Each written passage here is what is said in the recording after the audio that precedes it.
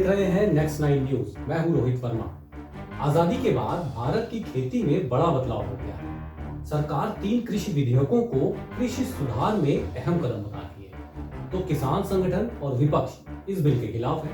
सड़क और social media में किसान संगठन आवाज बुलंद किए हैं, तो लोकसभा में तीनों बिल पास हो गए।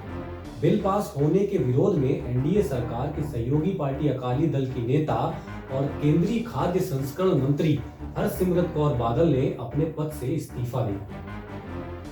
लेकिन अपने जन्मदिवस पर पीएम नरेंद्र मोदी ने कहा कि न्यूनतम समर्थन मूल्य यानी एमएसपी और सरकार खरीद जारी रखेगी। कुछ शक्तियां किसानों को भ्रमित करने में लगी हैं, लेकिन इससे किसानों का मुनाफा ही बढ़ेगा। साल 2022 तक किसानों की आमदनी बढ़ाने का वादा करने वाली केंद्र सरकार के इन तीनों विधेयकों का विरोध क्यों हो रहा है? क्यों किसानों को लग रहा है कि सरकार उनकी मंडियों को छीनकर कॉर्पोरेट कंपनियों को देना चाहती है? क्यों किसानों को लगता है कि सरकार का ये कदम किसान विरोधी है? तो आइए मैं आपको बताता हूं। आपको सरल शब्दों में बताते हैं ताकि आप समझ सके कि ये तीनों कृषि अध्यादेशों में है क्या। पहले जानते हैं कि ये 3 बिल हैं क्या। पहला है कृषि उत्पादन व्यापार और वाणिज्य संवर्धन और सुविधा अध्यादेश। कृषि उत्पादन व्यापार और वाणिज्य संवर्धन और सुविधा अध्यादेश 2020 राज्य सरकारों को मंडियों के बाहर की गई कृषि उपज की बिक्री और खरीद पर टैक्स लगाने से रोकता है और किसानों को लाभकारी मूल्य पर अपनी उपज बेचने की स्वतंत्रता देता है। सरकार का इस पर क्या कहना है? सरकार का कहना है कि इस बदलाव के जरिए किसानों और व्यापारियों को किसानों की उपज की बिक्री और खरीद से संबंधित आजादी मिलेगी, जिससे अच्छे माहौल पैदा होंगे और दाम भी बेहतर मिले।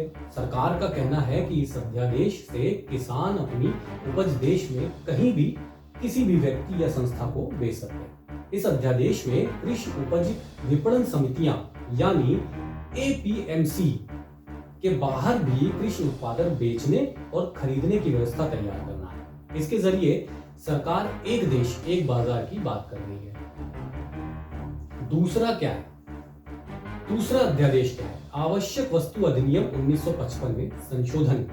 पहले व्यापारी फसलों को किसानों के औने पौने दामों में खरीद कर उसका भंडारण कर लेते थे और कालाबाजारी करते थे। उसको रोकने के लिए एसेंशियल कमोडिटी एक्ट 1955 बनाया गया था, जिसके तहत व्यापारियों द्वारा कृषि उत्पादकों के एक लिमिट से अधिक भंडारण को रोक लगा दी गई थी। अब नए विधेयक में आवश्यक वस्तु संशोधन विधेयक 2020 में आवश्यक वस्तुओं की सूची से अनाज, दाल, तिलहन, खाद्य तेल, प्याज और आलू जैसी वस्तुओं को हटाने के लिए लाया गया है।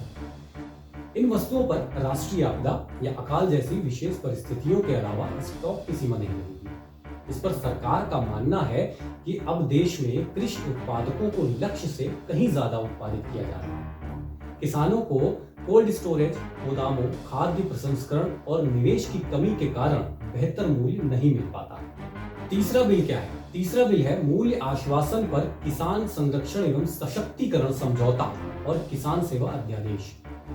ये कदम फसल की बुआई से पहले किसान को अपनी फसल को तय मानकों और तय कीमत के अनुसार बेचने का अनुबंध करने की सुविधा प्रदान करता है। इस अध्यादेश में कॉन्ट्रैक्ट फार्मिंग की बात सरकार की माने तो इससे किसान का जोखिम कम होगा, दूसरे खरीदार ढूंढने के लिए कहीं जाना नहीं पड़ेगा और सरकार का तर्क है कि यह अध्यादेश किसानों को शोषण के भय से मुक्त, समानता के आधार पर बड़े खुदरा व्यापारियों, निर्यातकों आदि के साथ जुड़ने में सक्षम बनाएगा। केंद्रीय कृषि मंत्री नरेंद्र सिंह तोमर ने कहा है कि इससे बाजार की अनिश्चितता का जोखिम किसानों पर नहीं रहेगा और किसानों की आय में सुधार होगा।